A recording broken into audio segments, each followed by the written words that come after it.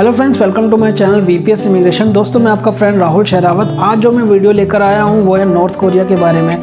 दोस्तों, अक्सर हम अपने देश को बहुत ही गलत बोलते आए हैं। हम बोलते हैं कि यहाँ पर अगर हम नहीं होते, अगर हम दूसरे देश में होते तो हमारी लाइफ बहुत ही अच्छी होती। अब हम जानेंगे कि आगे की वीडियो में कि अगर हम नॉर्थ कोरिया में होते तो हमारी किस तरह की लाइफ होती।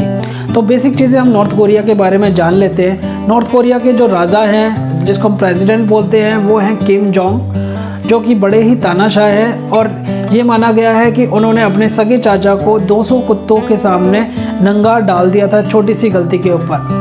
अब आप सोच सकते हैं कि 200 कुत्तों के बीच में अगर किसी व्यक्ति को छोड़ दिया जाए तो क्या कुत्ते उसका हश्न करेंगे। इसके अलावा अगर हम बात करें तो वहाँ की कैपिटल प्योंगयांग है और वहाँ की जो करेंसी है वो है वॉन।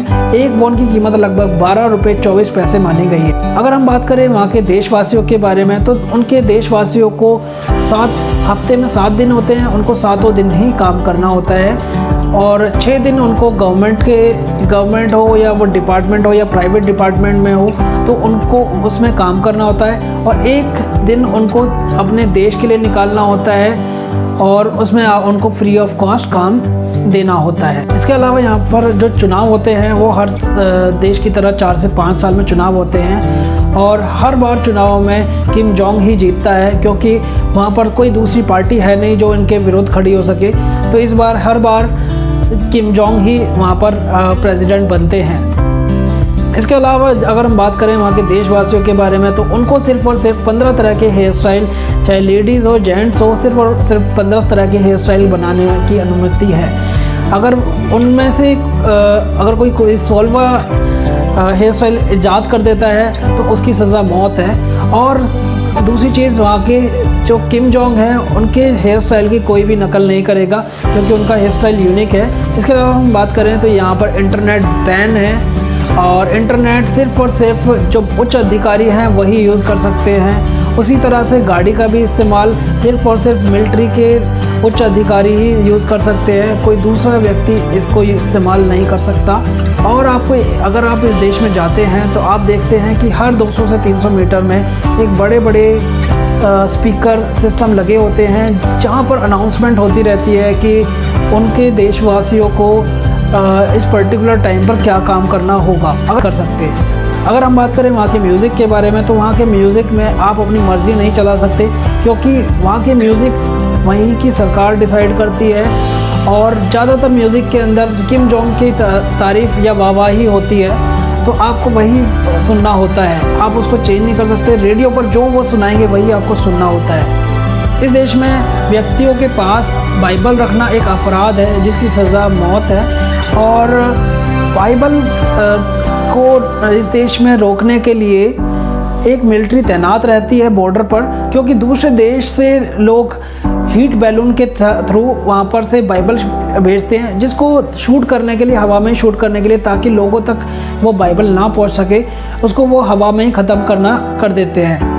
जैसे कि हम इंडिया में देखते हैं कि यहाँ पर हम हर दिन धरना प्रदर्शन करते हैं अपनी मांगों को लेकर, पर ऐसा आप उस देश के अंदर नहीं कर सकते, क्योंकि उस देश में अगर आप ऐसा करते हैं तो आपको सज़ा तो मिलेगी ही, पर उसके अलावा 3 पीढ़ियों तक वो सज़ा दी जाती है। यही अगर आप चीज़ करते हैं कि अगर उस देश के बारे में, नॉर्थ कोरिया के बारे में या फिर उसके राजा या नेता किसी के बारे में आप बुराई करते हैं तो वही सज़ा आपको मिलेगी और आपकी 3 पीढ़ियों को भी मिलेगी। यहाँ पर देखा गया है कि marijuana बहुत ही आसानी तौर से मिल जाती है और यहाँ के जो मिलिट्री ऑफिसर मिलेंगे आपको ज़्यादातर 24 आवर्स वो इसी नशे में धुत रहते हैं। marijuana वहाँ पर इलीगल नहीं है, वहाँ लीगल तौर से इसकी खेती भी होती है, सब कुछ वहाँ पर लीगल है marijuana के लिए।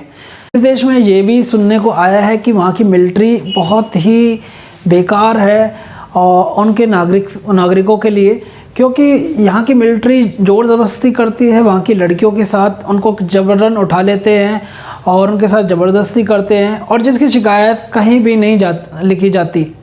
तो ये बहुत ही दयनीय स्थिति है वहाँ के लोगों के लिए। अगर आप वहाँ पर जाने के लिए सोच रहे हैं तो अगर आप वहाँ पर कैमरा या फिर अपना एक कैमरा स्मार्टफोन लेके जाना चाहते हैं तो ये चीज़ वहाँ पर अलाउड नहीं है। वहाँ पर फ़ोटो और वीडियो बिल्कुल भी अलाउड नहीं है। इसीलिए अगर आप वहाँ पर कैमरा लेकर जा रहे हैं तो वहीं पर एयरपोर्ट पर ही आपके कैमरा वगैरह जब्त कर लिए जाते हैं, क्योंकि किम जोंग नहीं चाहते कि उनके देश की गरीबी हमारे देश के अलावा कोई दूसरा आदमी जाने। तो दोस्तों, अगर आपको ये वीडियो अच्छी लगी है तो प्लीज़ मेरे चैनल को सब्सक्राइब कीजिए ताकि मैं आपके लिए इस तरह की वीडियो लाता रहूं।